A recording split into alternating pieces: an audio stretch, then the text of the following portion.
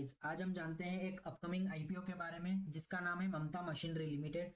इस आईपीओ को आपको अप्लाई करना है या नहीं करना है, इस वीडियो में हम पूरा जानेंगे। तो चलिए आइए देखते हैं।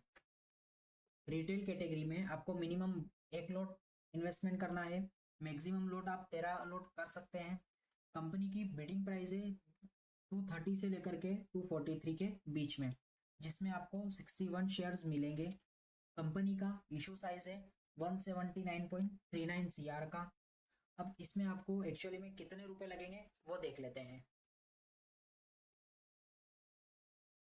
243 के प्राइस से 243 के प्राइस से आपको कितने शेयर्स मिलेंगे? 61 शेयर्स। मल्टीपल कर देते हैं हम 61 शेयर्स का। 14,823 रुपीज आपको टोटल लगेंगे एक लोट पर। आपको एक लोट पर लगेंगे 14,823 रुपए। ठीक है, अब हम जान लेते हैं कंपनी की इंपॉर्टेंट डेट्स क्या है। 19 दिसंबर 2024 को ऑलरेडी है आईपीओ स्टार्ट हो चुका है। ऑफर कब खत्म होगा? 23 दिसंबर 2024 को इसकी आखिरी डेट है। अलॉटमेंट 24 दिसंबर 2024 को ये अलॉट हो जाएंगे शेयर्स। लिस्टिंग 27 दिसंबर 2024 को इसकी कंपनी की लिस्टिंग रहेगी। ओवरऑल सब्सक्रिप्शन 16.48 मल्टीपल ऑलरेडी हो चुका है पहले दिन में। अब जान लेते हैं कंपनी के बारे में कि कंपनी एक्चुअली में करती क्या है। Mamta machinery limited company plastic bag और पाउच मेकिंग मशीन्स बनाती है, जिसमें सबसे ज़्यादा कौन यूज़ करता है इस कंपनी के प्रोडक्ट्स को? Food such as food and FMCG products such as food and FMCG products. अब हम जान लेते हैं कंपनी के फाइनेंशियल्स।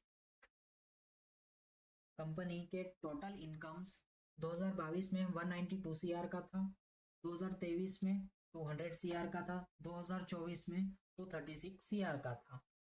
अब जान लेते हैं हम पेट के बारे में। पेट का फुल फॉर्म है प्रॉफिट आफ्टर टैक्स। कंपनी कितना प्रॉफिट कर रही है टैक्स देने के बाद में, वो देख लेते हैं। 2022 में 21 सीआर का पेट था, 2023 में 22 सीआर का पेट था, 2024 में 36 सीआर का पेट है। कंपनी के पास में टोटल एसेट्स कितने हैं वो जान लेते हैं।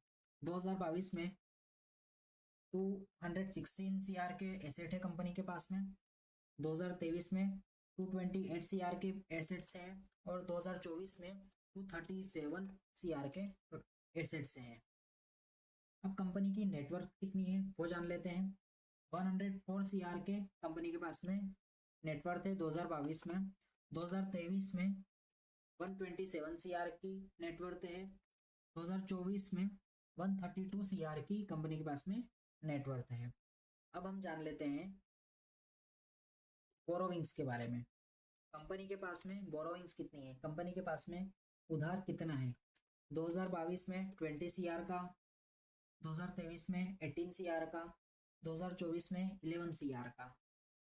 अब आप यहाँ पर बोलोगे सारी चीज़ें, सारे फाइनेंशियल्स इंक्रीजिंग है और बोरोविंग्स कम होते जा रही है, इससे कंपनी को प्रॉफिट होगा क्या? तो जी हाँ, इससे कंपनी को और अच्छा प्रॉफिट होगा। आइए जानते हैं कैसे। अब यहाँ पर एक एग्जांपल ले लेते हैं। मेरी कंपनी ने 100 रुपये कमाए, मैंने 100 रुपये कमाए, उसमें से मुझे 20 रुपये बोरोविंग्स थी। अब मुझे 20 रुपये वापस देना है, उसमें से 100 रुपये में से 20 दे दिए तो कितने बचे? 80 रुपये। 2022 में मेरे पास में कितने रुपए बचे हैं? 80 रुपये। अब सेम नेक्स्ट ईयर मैंने वापस से 100 रुपये कमाए हैं। अब 100 में से 18 रुपये ही मुझे देना है। अब मेरे पास में कितने रुपए बचे हैं? 82 रुपीज़। अब थर्ड ईयर में वही मैंने 100 रुपये कमाए और उसमें से अब मुझे देना है सिर्फ यहाँ पर 11 रुपये। अब कितने बचे हैं मेरे पास में? 89 रुपीज़। तो देखो 2022 में मेरे पास में 80 रुपये का प्रॉफिट था, 2023 में 82 रुपीज़ का प्रॉफिट है और 2024 में 89 रुपीज़ का प्रॉफिट है। तो यहाँ पर मेरा प्रॉफिट क्या हो रहा है? प्रॉफिट बढ़ता जा रहा है। तो बोरोविंग्स कम होती जाएगी जैसे जैसे, वैसे हमारा प्रॉफिट बढ़ता हुआ जाएगा।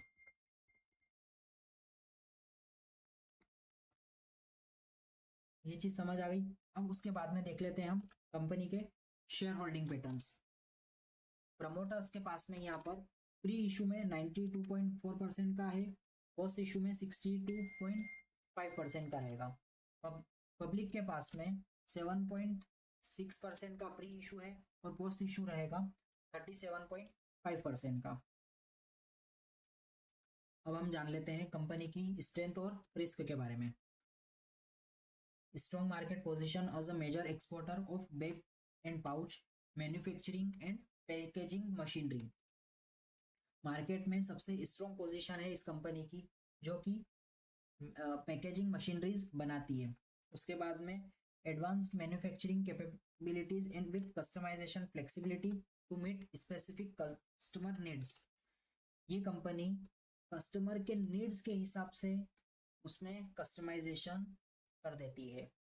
जैसी डिमांड रहेगी, जैसी नीड रहेगी, वैसे की वैसे ही आपको आपकी मशीन मिल जाएगी। उस तरह का ये कंपनी काम करती है।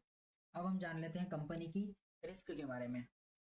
Heavy dependence on its top 10 customers poses of financial stability risk.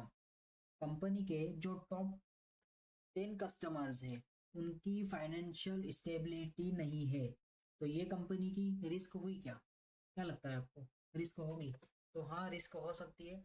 अब जैसे मेरे पास में टोटल कस्टमर्स 20 हैं, उसमें से टॉप 10 कस्टमर्स जो कि मेरा प्रोडक्ट सबसे ज़्यादा क्या करते हैं, वो सबसे ज़्यादा मेरा प्रोडक्ट बाय करते हैं, जो वो उनका अगर फाइनेंशियल स्टेबिलिटी नहीं रही तो वो मेरा प्रोडक्ट बाद में धीरे धीरे करके क्या कर सकते हैं, खरीदना कम कर सकते हैं। उसके लिए वो काय में आ जाएगा हमारा रिस्क में। ठीक है, उसके बाद में देख लेते हैं fluctuations in demand for packaging machinery due to global economic condition could impact revenue. Demand में फ्लक्चुएशंस के कारण कंपनी के रेवेन्यू पर इफेक्ट पड़ सकता है अगर ग्लोबल इकोनॉमिक कंडीशंस में कुछ ऊपर नीचे अगर होता है तो। ठीक है, अब ये आईपीओ को आपको अप्लाई करना है या नहीं, तो मेरी पर्सनल चॉइस है yes, you can apply for the IPO and you can make more profits. Thank you.